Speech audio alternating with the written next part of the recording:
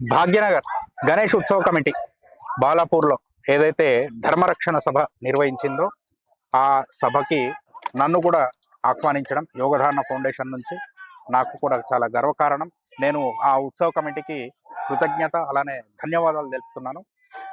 అయితే ధర్మరక్షణ సభ నిజంగా చాలా ఒక ధీటుగా ఒక బాలాపూర్ అంటే బలంగా సమాధానం చెప్పింది. ఈ రోహింగ్యా బల్పూర్ అనే ఒక అంటే ఈ రోహింగ్యా ఎవరైతే చొరబాటు అయ్యారో మన భారతదేశం దేశవ్యాప్తంగా ఇక్కడ బాలాపూర్లోనే 6,000 చిల్లర రోహింగ్యాలు అన్న. ఇది అఫీషియల్ గా 6,000 చిల్లర అని చెప్తా ఉన్నారు.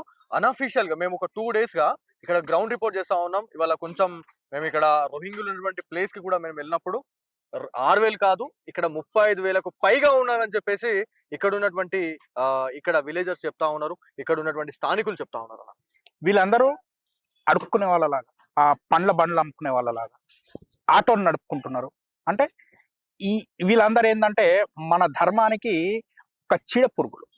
అంటే మనకు ఎలా అయితే చెదలు తినేస్తూ ఉంటుందో అలా మన ధర్మాన్ని కొంచెం కొంచెంగా మన ధర్మాన్ని, మన ఇంటిని, అలానే మన ఇంట్లో ఉన్న ఆడపిల్లల్ని కూడా వీళ్ళు నాశనం చేయడానికి ఈ పన్నిన కుట్ర ఇది.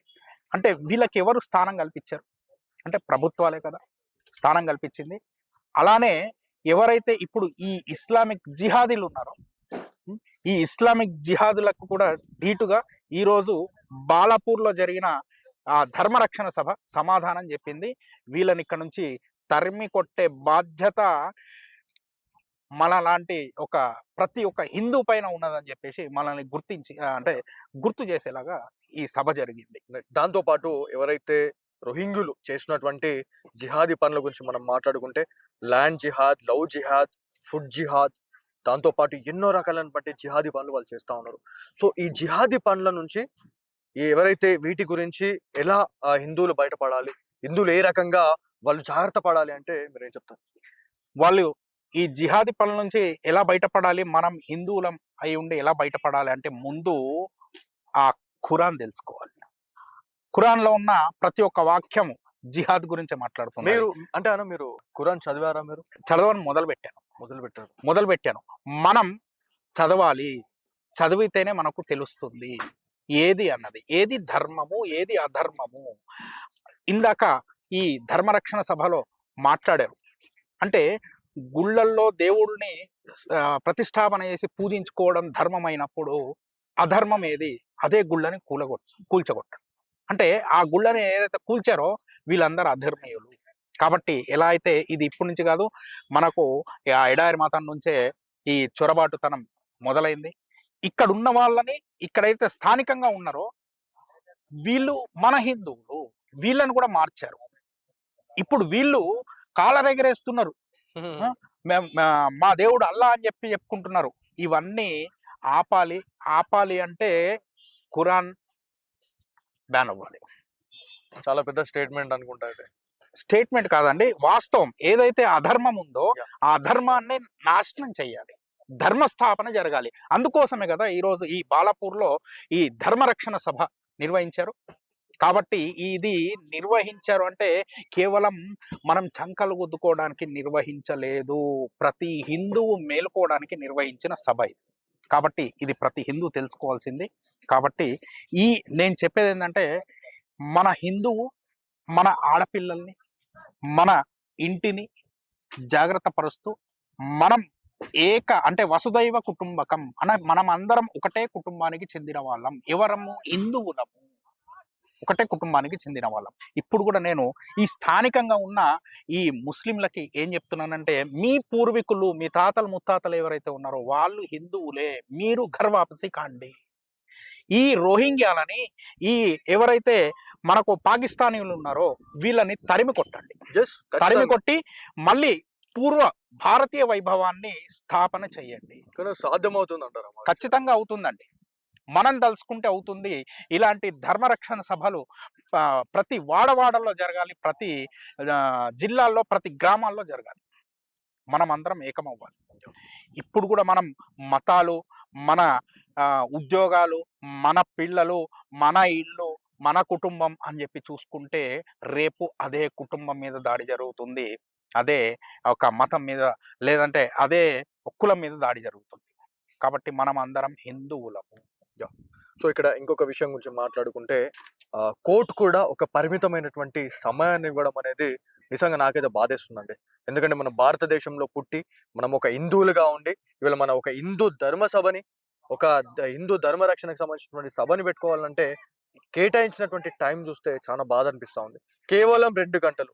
కేవలం 2 గంటలు ఇవ్వడం అనేది మీరు ఎట్లా చూస్తారు? ఇది హిందూ రాష్ట్రం అండి. హిందువులు నివసించే రాష్ట్రం. కేవలం హిందువుల కోసం ఉన్న రాష్ట్రము. ఇలాంటి హిందూ రాష్ట్రంలో అంటే నా ఇంట్లో నాకే మాట్లాడే సమయం ఇవ్వకపోతే నేనెవరికెళ్లి చెప్పుకోవాలి? యెస్. ఖచ్చితంగా అండి. ఎవరికెళ్లి చెప్పుకోవాలి? మహారాష్ట్రలో బహిరంగంగా 15 మినిట్, 15 మినిట్ అనుకుంటా మళ్ళీ మాట్లాడడం జరిగింది. యెస్. అవును. 15 దాన్ని మినిట్ వేరే రకంగా డైవర్ట్ చేసి మాట్లాడారు. వేరే రకంగా డైవర్ట్ చేసి మాట్లాడారు. మళ్ళీ. 15 మినిట్ యాద్ అయినా 15 మినిట్ అనుకుంటాం. మహారాజ్ గారు ఇవాళ 15 మినిట్ గురించి మనం చర్చిద్దాం. వాళ్ళు ఇలా 15 మినిట్ అన్నారు. ఇవాళ ఈ ధర్మ రక్షణ సభ గురించి మనం మాట్లాడుకుంటే మీరు ఎన్ని నిమిషాలు అంటే మీరు అందాం అనుకుంటున్నారు. ఇప్పుడు ఆయన 15 మినిట్ అన్నారు. ఇలా మీరేమనుకుంటున్నారు వీళ్ళందరినీ చూసిన తర్వాత? వాళ్ళకి 15 మినిట్ కావాలేమో. మాకు జై శ్రీరామ్ అనేంత సమయం చాలు. జై సరిపోయింది. శ్రీరామ్ అనేంత సమయం చాలు. హిందువులు ఏకమవ్వాలి. ఒకే నినాదంతోని మట్టి కల్పిస్తాము. మీరు చెప్తుంటేనే గూస్‌బంప్స్ వస్తా ఉన్నాయి అసలు. అంటే ధర్మం అంటే కలిసిమెలిసి ఉండాలి. ఇందాక ఇక్కడ మనం మాట్లాడడం కూడా జరిగింది సభలో. భాయిచారా అని. ఏది భాయిచారా? అంటే ఆ భాయిలకి మనం చారాలమా? మనం చారాలుగా మారాలా? కాబట్టి ఈ భాయిచారా అనేది పక్కన పెట్టి హిందువులం ఒక్కటవ్వాలి. ఖచ్చితంగా ఇదొక నినాదం కూడా ఇవాళ రావడం జరిగింది. చాలా మంది హిందూ బంధువులకి ఈ మెసేజ్ పోయింది. హిందూ ముస్లిం బాయ్ బాయ్ కాదు, హిందూ బాయ్ బాయ్ అనే ఒక నినాదం కూడా ఇవాళ చాలా మంది పెద్దలు చెప్పారు. సో దీన్ని చాలా మంది యంగ్‌స్టార్స్ ఇంప్లిమెంట్ చేస్తే బాగుంటదని చెప్పేసి కూడా వాళ్ళు చెప్తా ఉన్నారు. సో నేను మన హిందూ యువతలకు కూడా అలానే యువకులకు అందరికి కూడా అలానే మన హిందూ బంధువులందరికి కూడా ఒక్కటే చెప్తున్నాను. కళ్ళు తెరవండి. మన ధర్మం ఏందో తెలుసుకోండి. అధర్మం ఏందో తెలుసుకోండి. ఏది ధర్మం ఏది అధర్మం అంటే ఏదైతే మనకు కానిది ఏదైతే ఉందో అదంతా అధర్మమే. ఇవాళ రేపు అంటే ఇవాళ భాయ్ అనుకుంటూ మనతోనే ఉంటూ మనతోనే తినుకుంటూ మనకు చిచ్చు పెట్టే ఒక ప్రయత్నం చేస్తున్నారు. అంటే మనల్ని నాశనం చేసే ఒక ప్రయత్నం చేస్తున్నారు. మనం ఇంకా మేలుకోకపోతే మనం రేపు పొద్దున కనుమరుగైపోతాము. అన్న ఇక్కడ ఇంకొక విషయం మాట్లాడుకుంటే చాలా బాధాకరమైనటువంటి విషయంగా మాట్లాడుకోవాలా. 2 తెలుగు రాష్ట్రాల్లో యావత్ భారతదేశ వ్యాప్తంగా ప్రతి ఒక్క దేవాలయానికి రక్షణ లేని పరిస్థితిలో మనం ఉన్నాం. సో ఇవాళ ఏదైతే గుర్రం చెరువు కట్టమైసమ్మ దేవాలయం గురించి స్వయంగా వెళ్ళినాను అక్కడికి. ఏదైతే బాలాపూర్‌లో ఉన్నటువంటి ప్రతి ఒక్క బాలాపూర్ వాసికి గుర్రం చెరువు కట్టమైసమ్మ దేవాలయం తెలుసు. అక్కడ ఆ దేవాలయాన్ని కంచెతో వాళ్ళు ఎలా పరిరక్షించుకుంటున్నటువంటి పరిస్థితిలో మనం ఉన్నాం. మరి ఇదే బాలాపూర్‌లో ఉన్నటువంటి ఎన్నో మసీదులకి ఒక కంచె లేదు, ఒక ఫినిషింగ్ లేదు. మరి దీని గురించి మీరేం చెప్తారు? ఇదే హిందూ సంఘటన గనక అయితే ఈ కంచె వేసుకునే పరిస్థితి రాకపోతుండే. యెస్. హిందూ సంఘటన లేకపోవడం వల్ల ఇప్పుడు గుళ్ళకి కంచాలేసుకుంటున్నాము. రేపొద్దున మీ ఇళ్ళకి కంచాలేసుకుంటారు. మీ భార్యలకేసుకుంటారు. మీ కూతుర్లకి, మీ పిల్లలకి కంచాలేసుకునే పరిస్థితి వస్తది. తర్వాత మీరు మంచాన పడే పరిస్థితి వస్తుంది.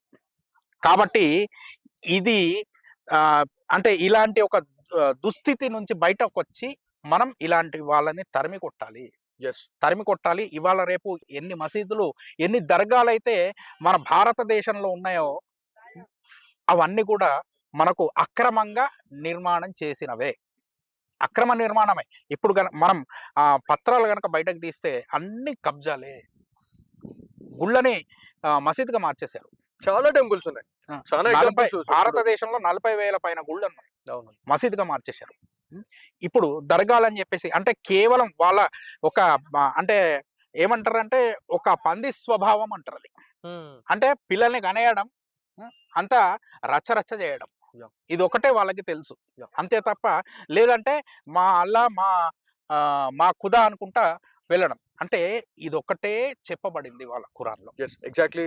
ఇంకా డెప్త్‌గా మనం మాట్లాడుకుంటే ఇప్పుడున్నటువంటి ట్రెండ్, సోషల్ మీడియా ట్రెండ్ అనేది ఏ రకంగా జిహాదీ పనులకి దారి తీస్తుందనే దాని గురించి మనం మాట్లాడుకుంటే, ఫోటో క్లిక్స్ ఏవైతే ఉన్నాయో ర్యాండమ్‌గా ఫోటోస్ క్లిక్స్ చేసేసి వాళ్ళెవరైతే హిందువులని మాత్రమే టార్గెట్ చేసి, హిందువుల అమ్మాయిలను మాత్రమే టార్గెట్ చేసి, ఆ ఫోటోస్ మీ ఫోటోస్ ఇట్లా మీరు తీయడం జరిగింది.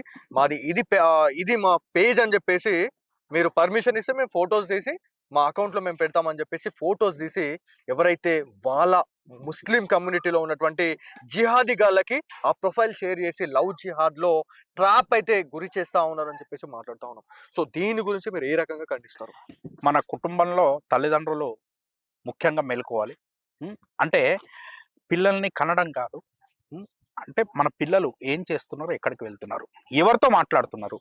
హ్మ్. ఏ సమయంలో ఇంటికొస్తున్నారు? ఏ సమయంలో స్కూల్‌కి, కాలేజీలకి వెళ్తున్నారు? ఇప్పుడు మనం ఎన్నో స్కూల్లు, కాలేజీలు చూడండి మీరు. బైక్‌లు వేసుకొని ఆ సైలెన్సర్ తీసేసి ఆ బైక్‌లు వేసుకొని ఆ స్కూల్లు, కాలేజీల చుట్టూ అమ్మాయిలు అంటే స్కూల్లు విడిచిపెట్టి, కాలేజీలు విడిచిపెట్టే టైంలో ఆ బైక్‌లేసుకొని తిరుగుతూ ఉంటారు. కేవలం అమ్మాయిలను ట్రాప్‌లో వేయడానికి యెస్. కోసమే. యెస్. ఇందులోనే ఒక భాగం ఇప్పుడు మీరు చెప్పింది. అంటే లవ్ జిహాద్. హ్మ్.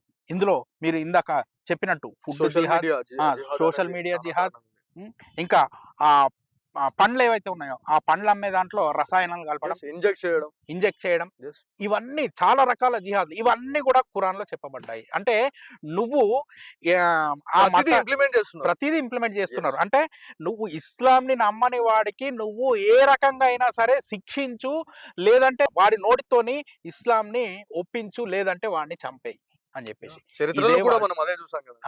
ఇదే వాళ్ళు ఇవాళ చావా చేస్తున్నారు. నుంచి ఇవాళ సంభాజీ మహారాజ్ గారిని కూడా నా ధర్మంలోకి రా, నేను మిమ్మల్ని వదిలేస్తామని చెప్పేసినటువంటి పాడు చరిత్ర అది. ఎందుకండి మనకు అలాంటి పుస్తకాలు ఎందుకు? మన భారతదేశంలో లేని పుస్తకాలు మనకెందుకు? యెస్. మన భారతదేశంలో లేవా పుస్తకాలు? మన భారతదేశంలో లేవా గ్రంథాలు? అలాంటి పుస్తకాల్ని మనం ఎంకరేజ్ చేయొద్దు. అలాంటి పుస్తకాల్ని మనం అంటే పుస్తకాలు, ఆ పుస్తకాల ద్వారా తయారైన ఒక మానసికత ఇవన్నిటిని తరిమి కొట్టాలి మనం. సో ఫైనల్‌గా హిందూ ధర్మ రక్షణ సభ అనేది చాలా మంచి మెమోరీస్‌ని, దాంతో పాటు రానున్న జనరేషన్‌కి ఒక ఉడుకు రక్తాన్ని కూడా అందించింది అని తెలుస్తుంది. సో ఫైనల్‌గా హిందూ బంధువులతో పాటు రక్తం రగులుతున్నటువంటి హిందూ బంధువులకి మీరేం చెప్పాలనుకుంటున్నారు? ఏం లేదండి. హిందూ బంధువులకి అంటే మన హిందూ బంధువులందరూ ఏందంటే నిస్సహాయ స్థితిలో అంటే ఒక మనం మహాభారత యుద్ధం గనక తీసుకుంటే అర్జునుడు నిస్సహాయ స్థితిలో అర్జున విషాద యోగము మొదలవుతుంది. అక్కడి నుంచి భగవద్గీత మొదలవుతుంది. యెస్. ఆ అవునండి. అర్జున విషాద యోగం ఏదైతే ఉందో నిస్సహాయ స్థితిలో నేనేం చేయాలో తెలియని ఒక స్థితిలో ఆ కృష్ణ పరమాత్మ యొక్క బోధన స్టార్ట్ అవుతుంది. అలానే ఈ నిస్సహాయ స్థితిలో ఉండిపోయిన హిందువులందరికీ ఈరోజు ఆ కృష్ణ పరమాత్మ చెప్పిన ధర్మం ఈ ధర్మరక్షణ సభ ద్వారా అందరికీ చెప్పడం జరిగింది. కాబట్టి ఇక్కడ అందరి లోపలున్న ఏదైతే కారుచుచ్చు ఉన్నదో దీన్ని వెలిగించి ఒక వెలుగుని తీసుకురావడం జరిగింది. ఈ హిందువులందరూ మేలుకునే ఒక సమయం ఆసన్నమైనది. అందరు మేలుకుంటున్నారు. వీళ్ళందరికీ కూడా సమాధానం చెప్తారు.